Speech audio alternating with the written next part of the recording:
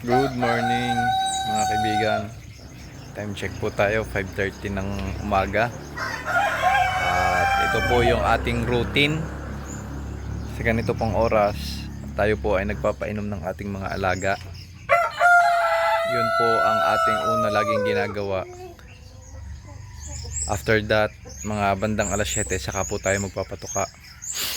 Inuuna po talaga natin yung painom para wala pong laman yung kanilang butsi-butsi.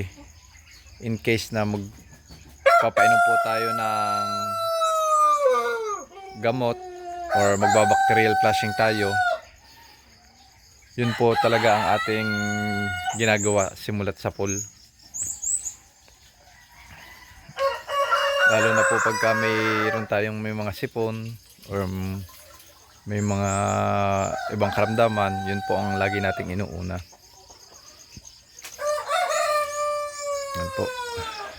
Bale, umulan siguro po kagabi ng hindi naman po kalakasan dahil makikita nyo po basang-basa po uli ang ating lupa.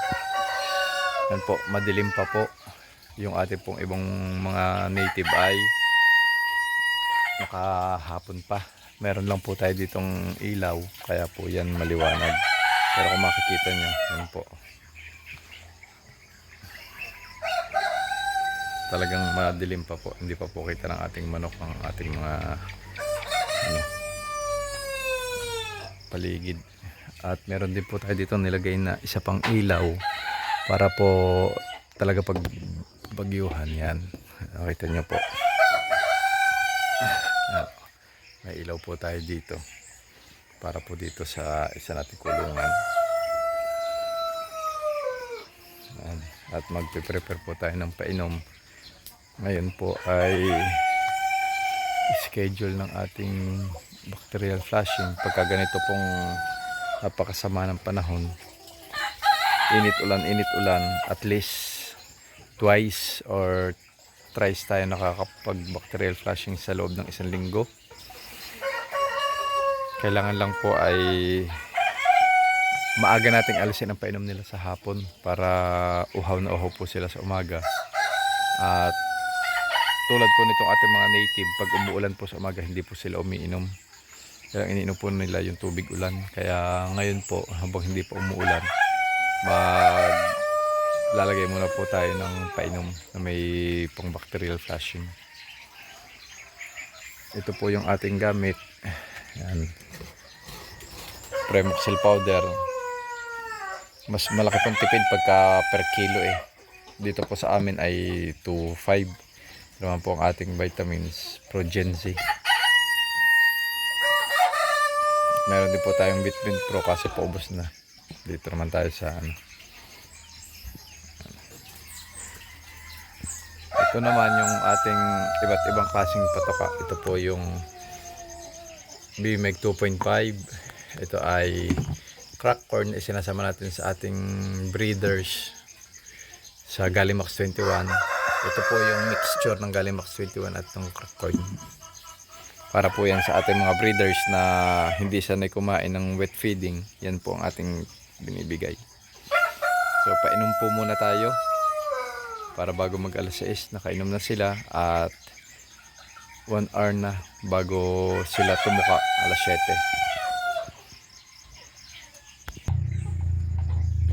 7. Ayan na mga kaibigan, natapos na po tayo ng pagpapainom. Nalagyan na po natin lahat ng painom ang ating mga alaga. Yan, makikita nyo po, kalahati na po agad yung laman ng ating isang painuman. So ating mga upgraded native. At yan po, palilipasin muna po natin ng isang oras bago tayo magpatuka. Update ko po kayo ulit mamaya. Salamat. At ito nga po mga kaibigan yung ating feeds. Alas 7 na po, papatukan na tayo sa ating mga alaga. Hindi po lahat ay ito ang kinakain. Ito po sa mga upgraded native at sa ilan nating Brahma at sa ilan nating alagang heritage, dahil yung iba po ay hindi kumakain ng dry feed, nasanay po sila sa wet. Kaya ito po yung kanilang pagkain. So yun po, papakainin muna po natin sila. Yan.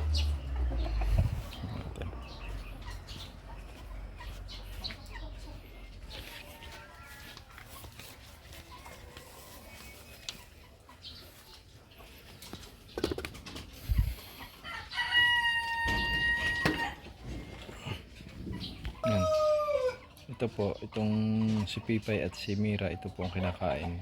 Dito po sila nasanay. Pag nilalagyan ko po sila ng dry feed, madami po yung natitira. Kaya ito po.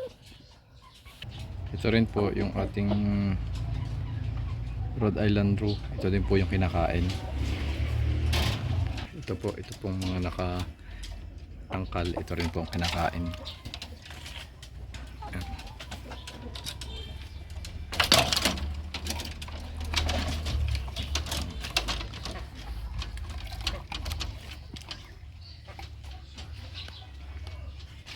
Ito pong ating isang upgraded native, nilabas po natin dahil napilay na po uli siya. Magaling na po siya, napilay po uli siya sa tangkal. Siguro napapasuot po yung paa niya doon sa butas. Nabigyan na po natin yung ating mga alaga. Ito lang po mga ito, yung ating mga ilang Brahma, hindi po natin yung binigyan ito. Naka-Bimig Integra 2.5 pa po sila. Bata pa po sila. Ito ating mga upgraded native. Tingnan nyo po kung gaano sila kumain na. Healthy po yung mga yan. Lagi po sila nag-aagawan yan. Oh.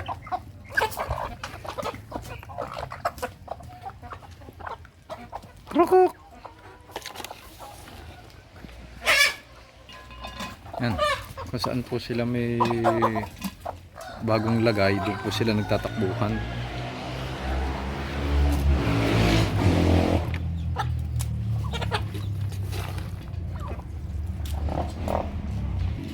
Ito pong dalawang to, yung bago nating isama. Takot pa po sila dun sa ibang mga manok, kaya dyan po sila kumakain. Yan.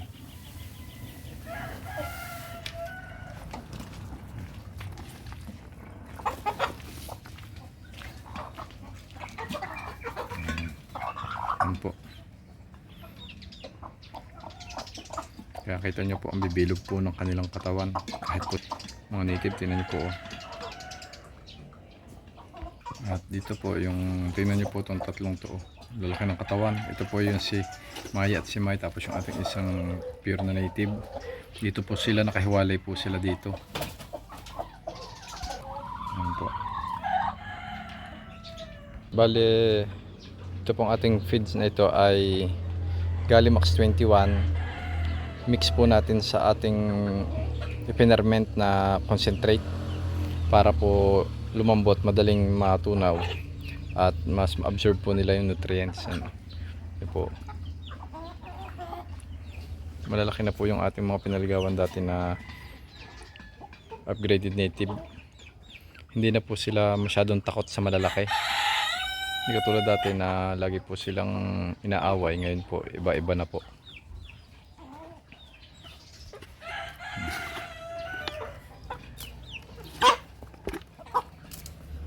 Although meron pa rin po tayong mga aggressive na mga native katulad nito, si Whitey, may lahing asil po to eh. Yan, siya din po yan katulad nito na ito po yung anak niya. Tingnan niyo po, kuha po yung ano ng pagiging asil. Yan.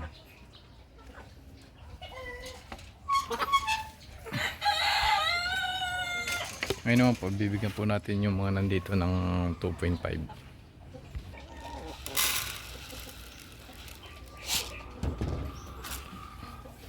Ito po yung ating magiging 4 months. So, yan. Tapos dito yung ating 4 months and a half.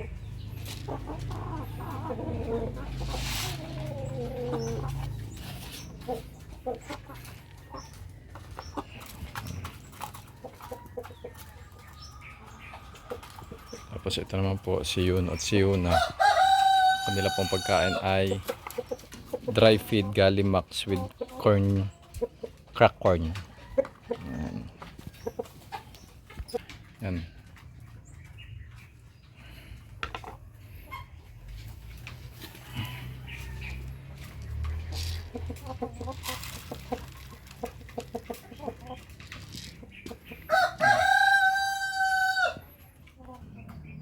Ay, yan po pala mga kaibigan, napisa na po yung sisiw nitong ating native na dito nag-immune sa ilalim ng ating brooder. Bali, dalawa lang po ang itlog niyan, napisa na po yung isa. Dahil dati po, kinuha ko po ng kinuha yung ibang itlog niya, akala ko titigil na siya. Pagtingin ko po ay may natira pang dalawa, nag-itlog pala po uli siya ng bago. Tapos nalimliman niya na ng 2 or 3 days, hindi ko na po kinuha, pinabayaan ko na po. Yan po, napisa na po ngayon. Ewan ko lang kung mapipisa pa din po yung isa.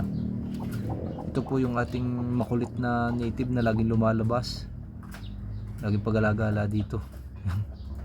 Bago na naman tayong sisiw. Ito po yung ating isang pakainan, dahil ito pong ating silulu. Ito po, inilipat po natin dito, inalis po natin doon sa tangkal. Makalat po itong kumain, lagi po niyang itinutumba yung pakainan. Kaya yan, dyan na po siya kakain para hindi niya po makaykay, hindi niya po matapakan at tumaob. Yan na po sa malaki, matakaw naman po yan. Ito po, kumakain na po ulit si Pipay. Magandang balita po yan para makarecover siya.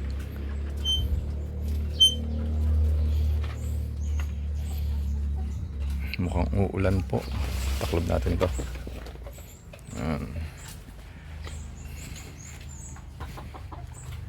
Tapos itong ating huling pakakainin guys ay yung ating mga Brahma na nandun sa kulungan, nakasama ng mga upgraded native natin. Itong kinakain nila, dito sila sanay.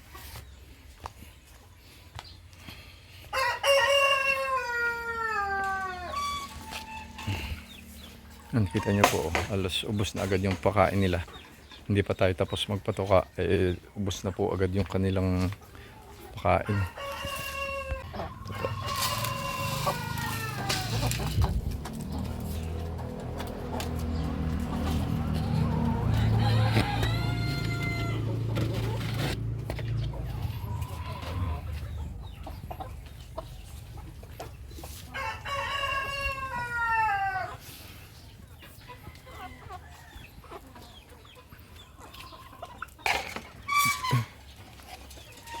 So, yan po guys, ang ating